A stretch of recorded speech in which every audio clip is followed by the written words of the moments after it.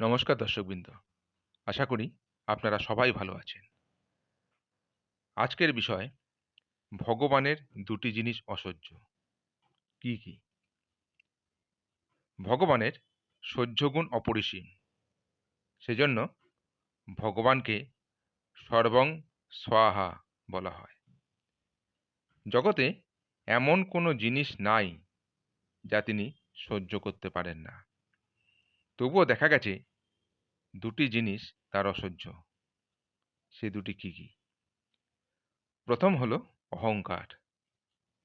যিনি সর্বনিয়ন্তা, যিনি দিন দুনিয়ার মালিক, তাকে বাদ দিয়ে যখন আমরা ভাবি আমার বাড়ি, আমার গাড়ি, শ্রী শ্রী রামকৃষ্ণের ভাষায় এগুলো কাঁচা আমি। এই কাঁচা আমি ভগবান মোটেই সহ্য করতে পারেন না। এর ফল একদিন না একদিন ফলবেই ফলবে। আবার কেউ যদি বলতে পারে, ঠাকুর এ বাড়ি, এ গাড়ি সবই তোমার, আমি কেবল উপলক্ষ মাত্র। শ্রী শ্রী রামকৃষ্ণের ভাষায় সেটা হলো পাকা আমি। এতে সামান্য কিছু অহং আছে বটে, তবে তাতে কোনো দোষ হয় না। তাতে ভগবান কিছু মনে করেন না।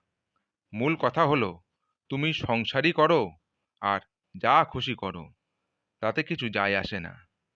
বলো আমি তোমার দাস, তুমিই সব, সমস্ত কর্ম তাকে সমর্পণ করো, ফলের আশা ত্যাগ করো, তবেই রেহাই।